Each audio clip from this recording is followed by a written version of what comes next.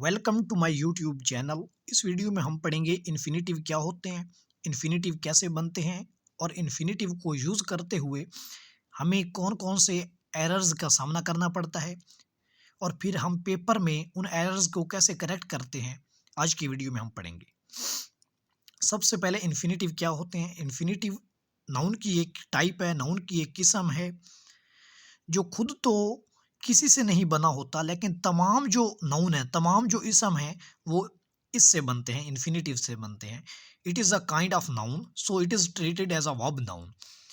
अब इन्फिनेटिव कैसे बनता है। इन्फिनेटिव बनाने के लिए आपने वर्ब की पहली फॉर्म से पहले क्या लगा देना है, टू लगा देना है। जैसे गो हमारे पास वर्ब है और वर्ब की पहली फॉर्म है गो, तो इससे पहले हम टू लगा दें तो ये क्या बन जाएगा, इन्फिनेटिव।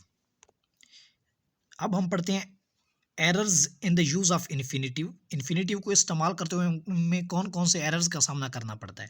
सबसे पहले इन्फिनेटिव क्या होता है, वर्ब की पहली फॉर्म से पहले क्या लगाना है, टू।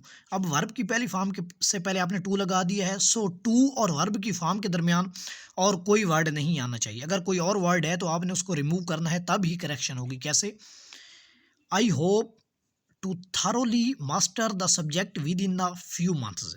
यहाँ पे मास्टर क्या है, एक वर्ब है, तो हम क्या करेंगे, टू और मास्टर के दरमियान थारोली को रिमूव कर देंगे। I hope to master the subject thoroughly within a few months. ठीक है। नेक्स्ट है हमारे पास कि इन अल्फाज के साथ आपने इन्फिनेटिव का टू नहीं लगाना है, उसको अगर लगा है तो रिमूव कर देना है। पहला रूल हमने पढ़ा है कि इन्फिनेटिव में टू और फर्स्ट फॉर्म ऑफ वर्ब के दरमियान और कोई वर्ड नहीं होना चाहिए। दूसरा रूल ये है कि इन वर्ड के साथ आपने इन्फिनेटिव का टू नहीं लगाना। कौन कौन से word, let, do, make, need, bid, dare, here, may, can, shall, will, feel, had better, rather, would, सोनर।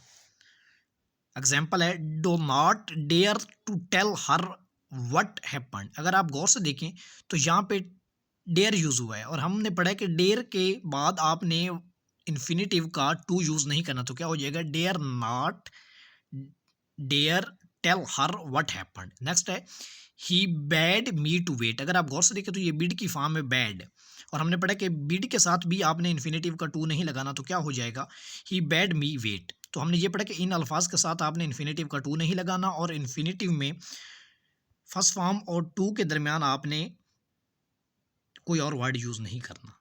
ठीक है। लास्ट पे हमारे पास है कि डेयर और नीड में एक मसला है। डेयर और नीड अगर प्रिंसिपल वर्ब के तौर पर यूज हुए तो फिर इनके साथ इन्फिनेटिव का टू आएगा, बट अगर इनको as a helping verb use किया गया है तो फिर इनके साथ टू नहीं आएगा। कैसे, dead he dare jump in the river. अगर आप गौर से देखें तो यहाँ पे असल फेल के तौर पर आ रहा है डेयर, तो हम क्या लगाएंगे, dare to jump in the river. Next हमारे पास you do not dare go there. अगर आप गौर से देखें तो यहाँ पे डू एक हेल्पिंग वर्ब है, डेयर मेन वर्ब के तौर पर यूज हुआ है, और मेन वर्ब के तौर पर यूज हुआ है तो आप क्या लगाएंगे, you don't not dare to go there. समझ आ रही है, you dare not to go there. यहाँ पे डेयर किसके तौर पर यूज हुआ है, एज एन हेल्पिंग वर्ब के तौर पर यूज हुआ है, तो फिर आपको टू नहीं लगाना, he dare not go there. तो ये था हमारा आज का लेक्चर। अपने नेक्स्ट लेक्चर में हम पढ़ेंगे कि इन्फिनेटिव के एरर्स की प्रैक्टिस करेंगे। Thank you.